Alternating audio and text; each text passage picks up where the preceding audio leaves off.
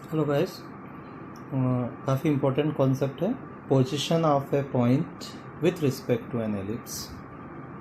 Point P लिया हमने x1 y1 और एलिप्स ये है हमारे पास x square upon a square plus y square upon b square is equal to 1 को इस साइड में लेके आते हैं अपन। देखो x square upon a square plus y square upon b square minus 1 एक कर्व की डेफिनेशन में इसको मतलब इक्वेशन में चेंज करते हैं। तो इसको अगर हम एस ले लेते हैं जैसे सर्कल में किया था, ये S is equal to 0। S1 क्या होगा जब एस में एक्स वाई की जगह x1 y1 पॉइंट अगर पुट कर देते हैं हम तो S1 आ जाता है। तो अब हमें क्या करना है कि ये पॉइंट P की क्या पोजीशन है। दो पोजीशन हो सकती है, 2 या 3 जो भी है। हम पहले देखते हैं कि क्या मतलब है इसका। ये हमारे पास एलिप्स है, ये एलिप्स है, ये एलिप्स है हमारे पास। देख लें इसको, ये एलिप्स है, ये P पॉइंट है। Suppose P point x1, y1 outside है। जैसे सर्कल में अपन ने किया था वैसा का वैसा इसमें अपन समझ लेंगे इसको। तो अगर P पॉइंट अगर आउटसाइड है तो क्या करेंगे सर्कल की इक्वेशन में, तो देन इफ, फर्स्ट ध्यान दें, if P outside the circle, outside the ellipse,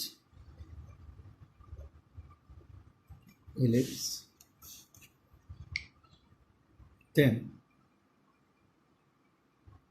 x1 square upon a square y1 square upon b square minus 1 positive होगा, या इसको बोल सकते हैं अपन S1 इज ग्रेटर देन 0 होगा। बस यही कॉन्सेप्ट है। और दूसरा देखते हैं, ये if P inside the given ellipse, then क्या होगा इसमें ध्यान दें, x1 square upon a square y1 square upon b square minus 1 less than 0 और S1 लेस देन 0 हो जाएगा। तीसरी कंडीशन और बनती है, अगर P ऑन द एलिप्स तो S1 इज इक्वल टू 0 हो जाएगा। ये तो हम जानते हैं। If P on the ellipse, जो कि बेसिक कंडीशन है, बेसिक लोकस की प्रॉब्लम है। अगर P ऑन द एलिप्स है then x1 square a square y1 square upon b square minus 1 is equal to 0 और S1 इज इक्वल टू 0। बस ये लर्न कर लेंगे, जैसे सर्कल में निकाला था वैसा का वैसे इसमें हम कर सकते हैं इसको। ऐसी कोई बात नहीं, इसको प्रूव कर सकते हैं, लेकिन ये लर्न कर लेना। S1 is greater than 0 then P is outside the circle, exterior point हो जाएगा P एक्सटीरियर पॉइंट। ठीक है, P की बात कर रहे हैं। P इनसाइड होने के लिए क्या करेंगे कि P के कोऑर्डिनेट अगर इलिप्स की इक्वेशन में पुट करते हैं स्टैंडर्ड फॉर्म में लाके, S1 इज लेस देन 0। ठीक है, करेक्ट। वापस से देख लें, इसमें P ऑन द एलिप्स है तो ये वाली S1 is equal to 0 situation आ जाए। ओके,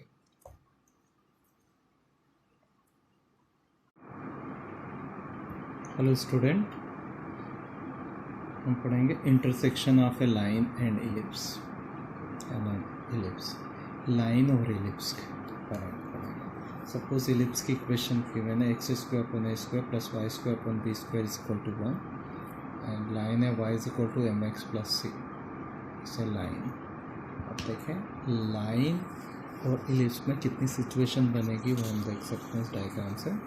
देखो इसमें ये इलिप्स है और ये कोई लाइन है, तो ये लाइन अवे भी हो सकती, इलिप्स से दूर हो सकती, इलिप्स पर टेंजेंट हो सकती है, इलिप्स को 2 पॉइंट पर कट भी कर सकती है, डिपेंड करेगी।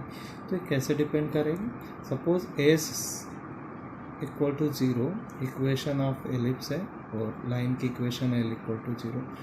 दोनों को अगर हम सॉल्व करते हैं, इन दोनों को अगर सॉल्व करते हैं, सॉल्व करने पे एक इक्वेशन मिलेगी हमें, क्वाड्रेटिक इक्वेशन मिलेगी इन टर्म ऑफ x और वाई के टर्म में मिलेगा।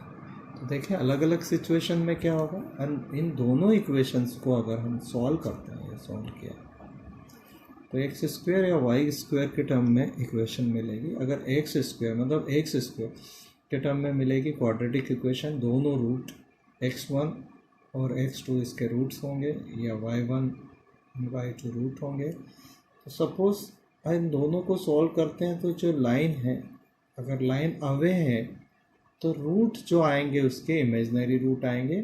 अगर कंडीशन ये आती है कि d is less than 0, d is less than 0, तो इसके कोई भी रियल रूट नहीं आएंगे, तो ये लाइन इलिप्स से अवे रहेगी।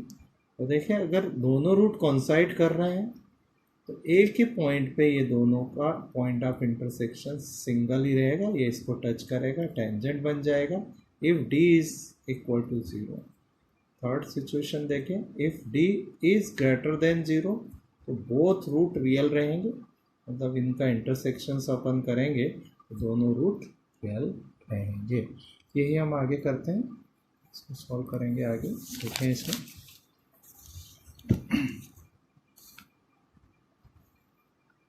एक इक्वेशन है, इसमें करेंगे हम, ये देखें इसमें इन दोनों को अगर हम सॉल्व करते हैं तो y की जगह इस यहाँ से सेकेंड इस लाइन की इक्वेशन में से वैल्यू पुट कर देंगे। देखें क्या होगा, x square upon a square y square upon b square is equal to 1, और लाइन है y is equal to m x plus c. Next देखें x square upon a square, y square की जगह वैल्यू पुट किया, m x plus c का whole square upon b square is equal to 1 है। इसको solve कर लेते हैं। B square x square a square m square x square c square plus y c m x के आगे solve करते हैं। इज इक्वल टू एलसीएम दिया था जो ए स्क्वायर बी स्क्वायर जाता है हमारा। देखें क्वाड्रेटिक इक्वेशन बनाते हैं, एक्स स्क्वायर के टर्म में बना लेते हैं। देखें इसमें तो बन रहा है हमारे पास एक्स स्क्वायर के कोफिशिएंट को कलेक्ट करते हैं तो बी स्क्वायर बन रहा है, दूसरा आ रहा है ए स्क्वायर एम स्क्वायर आ रहा है, तीसरा एक्स के कोफिशिएंट को देखते हैं twice c a m, okay twice c m a square x and constant हम देखते हैं इसमें, कांस्टेंट हमारा ए सी स्क्वायर, तो ए स्क्वायर कॉमन ले लिया, c square minus b square is equal to 0। Equation quadratic equation बन रही है। इसमें अगर डी कंपेयर करते हैं, देख लो इसमें ऐसे कोई भी इक्वेशन बनेगी और अगर हमने देखा कि डी वो का वही सिचुएशन होगी, ये यहाँ से निकाला डी इज़ लेस देन 0, तो लाइन क्या होगी, line away from ellipse and d is equal to 0 पे टेंजेंट होगी। लाइन क्या है, लाइन टेंजेंट हो जाएगी, बिकम ए टेंजेंट, और d इज़ ग्रेटर देन 0 पे ये लाइन कॉर्ड बन जाएगी, लाइन कॉर्ड रहेगी इसमें, become a cord, right.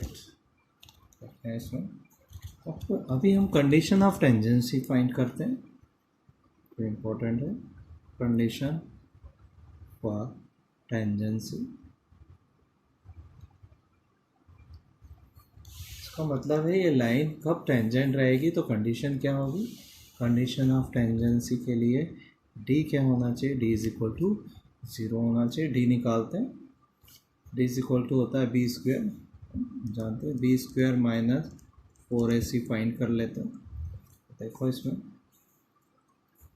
Equation में बी स्क्वायर देखते हैं तो हो गया 4 c square 4c square m square a power 4c square m square a power 4 b square minus 4 a देखें b square a square m square a 4a c, ये term c है, c term है हमारे पास, sorry a square c square minus b square is equal to 0। Simplify कर लेते हैं इसमें। सबसे पहले तो ए इंटू में a स्क्वेयर और 4 को हटा देंगे तो बच रहा हमारे पास c square m square a square 4 चला गया b square a square m square a square चला जाता है c square minus b square is equal to 0 condition है। सिंप्लीफाई कर लेते हैं, c square m square a square multiply करते हैं b square c square minus b power 4 plus a square m square c square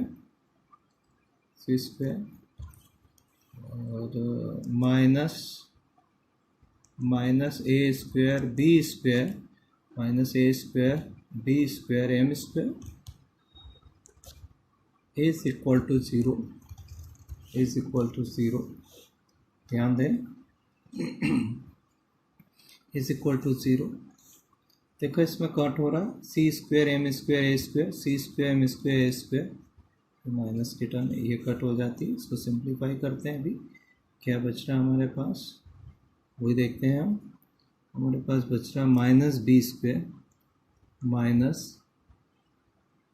b square c square minus b power 4, sorry minus है ये plus हो जाएगा, minus से multiply होगा और plus देखें इसमें plus a square b square m square is equal to 0। b square भी चला जाता है, b स्क्वेयर कॉमन ले लेते हैं तो minus c square plus b square plus a square m square is equal to 0। देखिए ध्यान से क्या बन रहा है हमारे पास, c square is equal to a square m square plus b square. ये कंडीशन मिल रही है हमें, c square is equal to a square m square plus b square. ये c कौन सा c है, ये c यहाँ से है तो ये c का स्क्वायर ऐसा होना चाहिए a square m square plus b square equal होना चाहिए। ठीक है, आगे इसी को सॉल्व करते हैं, लिखते हैं इसका कंडीशन। देखें इसमें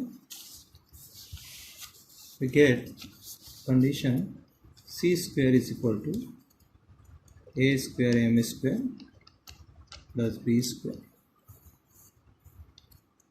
c is equal to root of plus minus a square m square plus b square।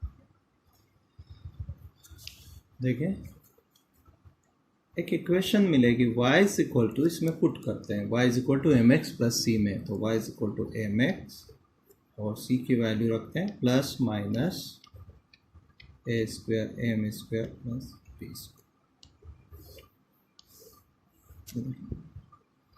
ये ऑलवेज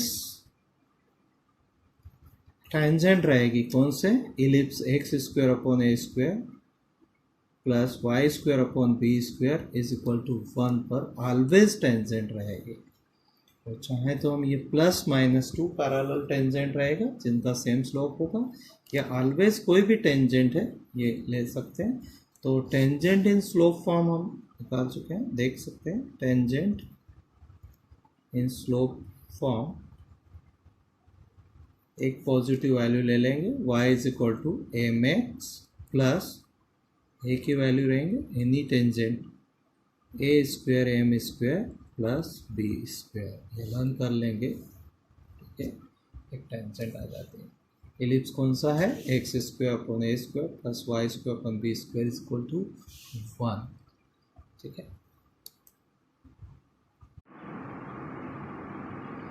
फिर पढ़ेंगे हम equation of tangent in different form. देखो पॉइंट फॉर्म हम सर्कल में भी पढ़ चुके हैं और इलिप्स में भी पढ़ चुके हैं हम, सॉरी पैराबोला में भी हम पढ़ चुके हैं। उसी मेथड से करेंगे हम। सपोज मेरे पास इक्वेशन है इलिप्स की, x square upon a square plus y square upon b square is equal to 1। और पॉइंट क्या है मेरे पास? Point P, x1, y1। तो tangent at this point P, ये पी पॉइंट किस पर है? इलिप्स पर है। देखें हम ये इलिप्स बनाते हैं।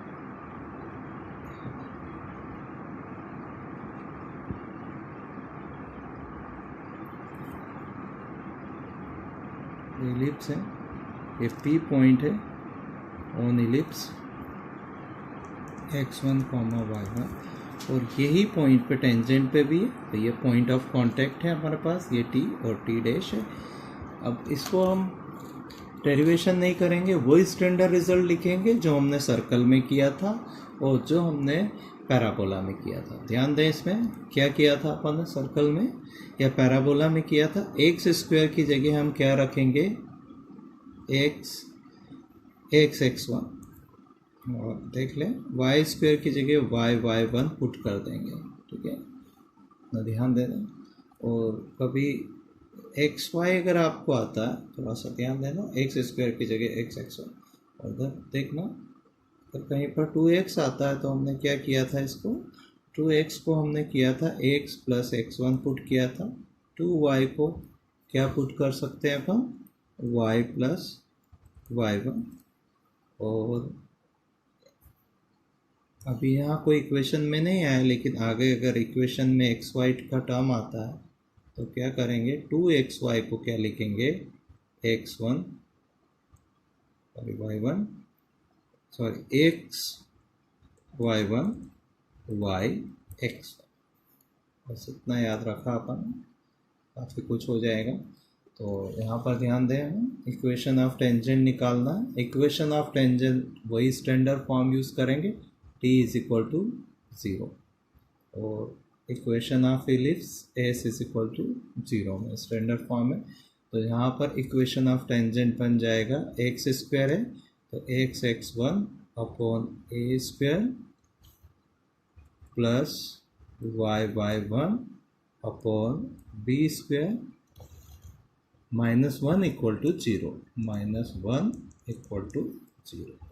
ठीक है, इसको ऐसे भी याद रख लें, या फिर डायरेक्ट इस तरह से भी इसको लिख सकते हैं, x1 a square y1 upon b square is equal to 1। Equation of tangent रहेंगे, डायरेक्ट याद रख लें, इसका डेरिवेशन की अभी ज़रूरत नहीं है यहाँ पर। ठीक है, इजीली आप इसको कर सकते हैं।